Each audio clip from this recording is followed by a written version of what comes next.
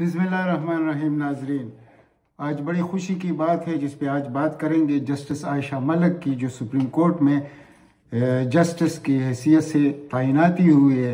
ये पाकिस्तान की जुडिशरी की तारीख में बहुत ज़बरदस्त एक किरण साबित होगी। ये हम आपको एक तरीके से मैं समझाने की कोशिश करूँगा कि वो किस तरीके से ये मैं बात कर रहा हूँ।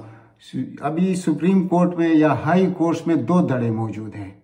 एक धड़ा वो है जो नवाज शरीफ को सपोर्ट करता है, यानी माफियाज के हाथ में। दूसरा धड़ा है जो हक और सच के साथ खड़ा है।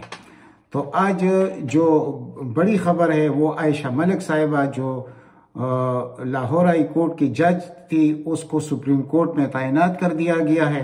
आयशा मलिक साहिबा के हक में जो 5 वोट और मुखालफत में 4 वोट आए।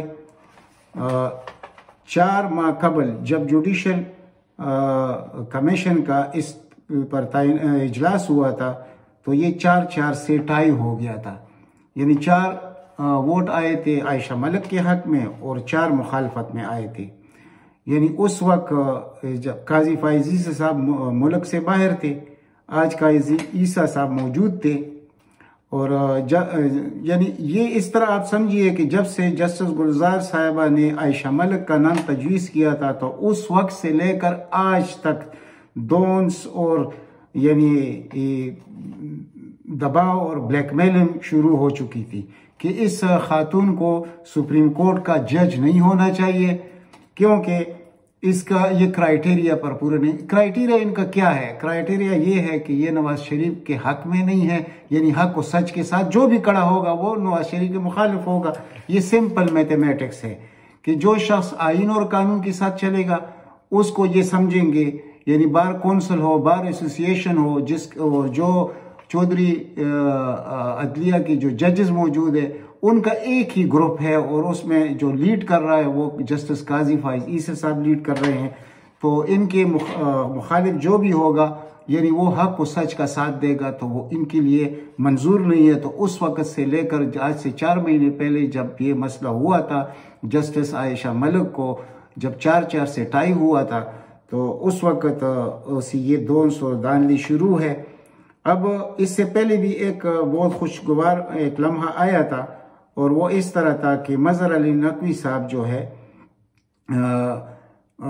अली मजहर नकवी साहब, उसको जब लाया गया सुप्रीम कोर्ट में तो उस पर भी बार के नुमाइंदों ने और जो मुखालफत में जो वो आए थे उसमें 3 लोग और शामिल थे।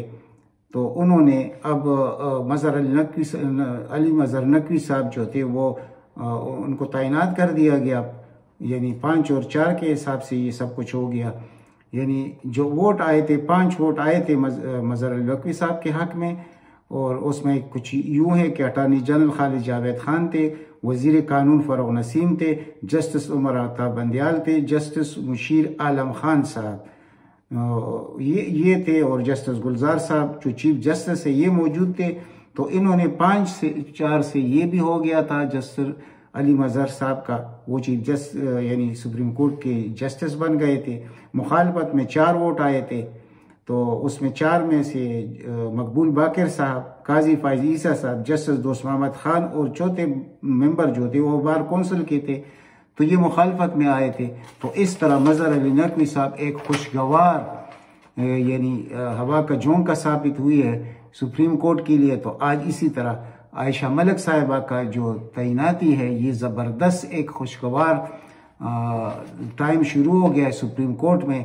तो अब आयशा मलिक का जो पहले हुआ था तो वो 4-4 से जो टाई हुआ था, तो आज जो जुडिशल कमीशन का इजलास हुआ आयशा मलिक साहिबा के बारे में, तो एक बार फिर काजी ईसा ग्रुप को ज़बरदस्त शिकस्त हुई है और आयशा मलिक के हक में 5 वोट आए हैं और मुखालफत में 4 वोट आए हैं। जुडिशल कमीशन के मेंबर दोस्त मोहम्मद खान रिटायर हो गए हैं, इसलिए उसकी जगह जस्टिस सरमद जलाल उस्मानी साहब है, जो आज मेंबर जुडिशल कमीशन की हैसियत से मौजूद थे। मुशीर आलम साहब की रिटायरमेंट के बाद जस्टिस तारिक मसूद साहब आए हैं। इस तरह आयशा मलिक साहिबा के हक में 5 वोट आए, जिसमें गुलजार अहमद साहब चीफ जस्टिस पाकिस्तान और उमर अता बंदियाल साहब जस्टिस सुप्रीम कोर्ट और जस्टिस सरमद जलाल उस्मानी साहब, फ़ारूक नसीम साहब और अटारनी जनरल खालिद जावेद खान साहब, ये आज आए आयशा मलिक साहिबा के हक में, और मुखालफत में जो आए वो कुछ यूँ है। जस्टिस मकबूल बाकर साहब, ज़ाहिर है वो काजी फ़ाइज़ ईसा साहब का साथ देंगे, तो जस्टिस मकबूल बाकर साहब, काजी ईसा साहब और जस्टिस तारिक मसूद साहब, और बार का एक नुमाइंदा था, उसने मुखालफत में इन 4 लोगों ने वोट दिया और 5 ने आयशा मलिक के हक में वोट दिया।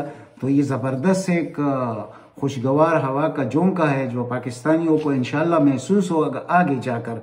वो मैं इसलिए कह रहा हूँ कि देखिए कि जब से चौधरी अदलिया बहाल हुई थी और डोगर अदलिया चली गई थी, तो उस वक्त से इन तोक के हिसाब से नवाज शरीफ ने अपने जजेस और चौधरी इफ्तिखार अहमद साहब ने अपने जजेस तैनात किए थे, जिससे अभी हमारी यानी जान छूटेगी। आइंदा 8-10 सालों के बाद जान छूटेगी, लेकिन कुछ जो तब्दीलियाँ आने वाली है, अगर 17 जस्टिस है सुप्रीम कोर्ट में, तो इस तरह लग रहा है कि अभी इंशाल्लाह मामला यानी 50-50 तो हो गया है, और उसमें कुछ फिर नुमाइंदे होते हैं मतलब कमीशन के, उनका रुख किस तरफ जाता है, और जो बार के नुमाइंदे उनका किस तरफ जाएगा। तो इसको देखते हुए हम ये कह सकते हैं कि इंशाल्लाह ये तब्दीली उस मुल्क में आ रही है। वो हमारी अदलिया ने मूविंग फॉरवर्ड शुरू कर दिया है। इंशाल्लाह अदलिया अब वो अदलिया नहीं रहेगी। अदलिया में जो किरदार अदा किया है इस वक्त चीफ जस्टिस गुलजार अहमद साहब ने, ये भी एक याद रखा जाएगा। और इससे पहले जस्टिस साकिब निसार साहब और बाद में कोसा साहब थे, लेकिन जस्टिस साकिब निसार ने जो किरदार अदा किया है पाकिस्तानी अदलिया के लिए, वो शायद कोई आज तक नहीं कर सका पाकिस्तान में। और उस शख्स ने जो दलेरी का सबूत दिया है और जो हर एक चीज को यानी सीना तान कर खड़ा हुआ है, वो जस्टिस साकिब निसार साहब थे। और अब इस बार कुछ भी अगर नहीं हुआ तो इतना बड़ा काम हुआ है कि 2 जो जस्टिस सुप्रीम कोर्ट में आ चुके हैं, इनमें जस्टिस अली मजहर नकवी साहब और जस्टिस आयशा मलिक साहिबा। ये बहुत बड़ा क्रेडिट है जस्टिस गुलजार साहब का कि उसने किसी ब्लैकमेलिंग को खातिर में वो नहीं लाए, बल्कि रद्दी की टोकरी में डाल दिया बार कौंसिल को, बार एसोसिएशंस को और जस्टिस काजी फ़ाइज़ ईसा के ग्रुप को, किसी को खातिर में नहीं लाया। और आज ये बहुत बड़ी तब्दीली है पाकिस्तान के लिए, इसे हमें सोचना होगा ये तब्दीली क्यों जरूरी है। यानी कि इस किस्म के मतलब पाकिस्तानी ये चाहते हैं कि हमारे लिए हक व सच का जज हो। तो ये एक बदनसीब मुल्क में कि इसमें आज तक ऐसा हुआ नहीं है, खासकर जो यानी चौधरी इफ्तिखार के वक्त से लेकर जो पिछला दौर जो गुजरा है, यानी गुलजार अहमद साहब से पहले का, उसमें इनकी मेजॉरिटी थी। और ये हर चीज को यानी आप ये देखिए कि एक तरफ यानी वजीर आजम तो घर चलाता जाता है कि उसके पास मनी ट्रेल नहीं था, लेकिन दूसरी तरफ जस्टिस काजी फ़ाइज़ ईसा के साथ वही मसला है, लेकिन वो नहीं वो एक 6-4 से फैसला आता है उसके मुखालफत में, और फिर रिव्यू में जो कभी नहीं होता, रिव्यू में जाकर वो 4 और 6 का हो जाता है। यानी उसके हक में 6 आ जाते हैं काजी फ़ाइज़ ईसा के, और मुखालफत में 4 आ जाते हैं। और अभी तक डिटेल फैसला नहीं आया ताकि सुप्रीम जुडिशल काउंसिल में दोबारा उस पर काम शुरू किया जाए, तो आज तक उसका डिटेल फैसला भी नहीं आ सका। तो ये हमारा मतलब यानी निज़ाम है, इसको देखते रहेंगे हम। तो ये कब तक, ये उस वक्त तक जब तक इस तरह की तैनातियां नहीं होंगी सुप्रीम कोर्ट में। यानी इस किसी की 200 ब्लैकमेलिंग में नहीं आया हमारा चीफ जस्टिस, तो ये बड़ी खुशी की बात है। और इसके बाद भी जो चीफ जस्टिस आने वाला है 1 साल 1 माह के लिए, जस्टिस उमर अता बंदियाल साहब, उससे बड़ी उम्मीदें हैं लोगों को, और जाहिर है कि बहुत हक की उम्मीदें हैं उससे। तो इंशाल्लाह वो भी अपना किरदार अदा करेंगे। और जस्टिस गुलजार साहब अभी 1 महीने बाद रिटायर होने वाले हैं।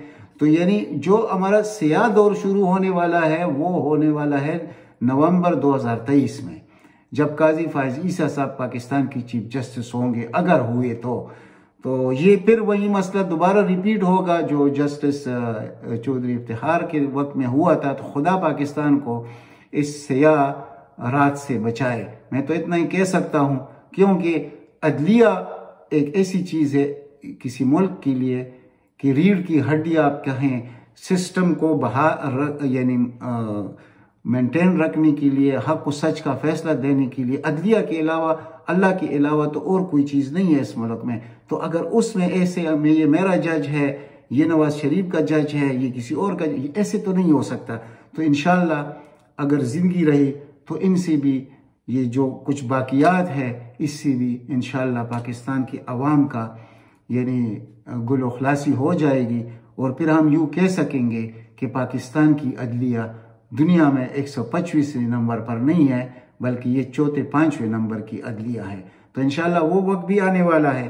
अब क्राइटेरिया की बात करते हैं कि ये जो एतराज़ात लगाते हैं वो किस चीज़ के लगाते हैं कि सीनियरिटी और जूनियरिटी को बीच में लेके आते हैं। तो इससे पहले जो 40 जज यानी हमारे सुप्रीम कोर्ट और हाई कोर्ट में आए हैं तो ये 40 जजेस थे। तो उस वक्त तो ये नहीं देखा गया, लेकिन सिर्फ इस वक्त इसलिए कि आयशा मलिक यानी किसी की जज नहीं है, पाकिस्तान की जज है, इसलिए उसकी मुखालफत हो रही थी। तो अब इंशाअल्लाह ये मुखालफत करते रहेंगे और इसी तरह के हवा के झोंके पाकिस्तान को, आवाम को देखने यानी ताज़ा हवा के झोंके देखने होंगे इंशाअल्लाह। और अल्लाह इस मुल्क पर रहम भी फरमाएगा। और जब हमारी अदलिया किसी के साथ नहीं होगी तो जिस तरह आप देख रहे हैं कि आपके वज़ीर आज़म के बड़े बड़े ख्वाहिशात हैं इस मुल्क के लिए और बड़ी उसके यानी उम्मीद ये है कि मैं ये कर जाऊंगा, ये कर जाऊंगा मुल्क की बेहतरी के लिए, आवाम की बेहतरी, लेकिन उसके हाथ बंदी हुए। एक तरफ पार्लियामेंट में हाथ बंदी हुई है तो दूसरी तरफ से अदलिया ने भी उसको ऐसी आपको मालूम है कि जो कुछ अदलिया में खिलाफ होता रहा है इमरान खान के। तो इंशाअल्लाह ये चीज़ें सेटल हो जाएंगे, पाकिस्तान आगे निकलेगा और हकीकत में वही तब्दीली पाकिस्तान को देखने को नसीब होगी, पाकिस्तानियों को भी, कि जो इसकी ख्वाहिश रखते हैं कि हक व सच के फैसले पाकिस्तान में हो। तो आज तक इतना ही, मिलते हैं अगली व्लॉग में। अगर हो सके तो इस चैनल को सब्सक्राइब कीजिए। अल्लाह ताला आप सबको अपने हिफ्ज़ व अमान में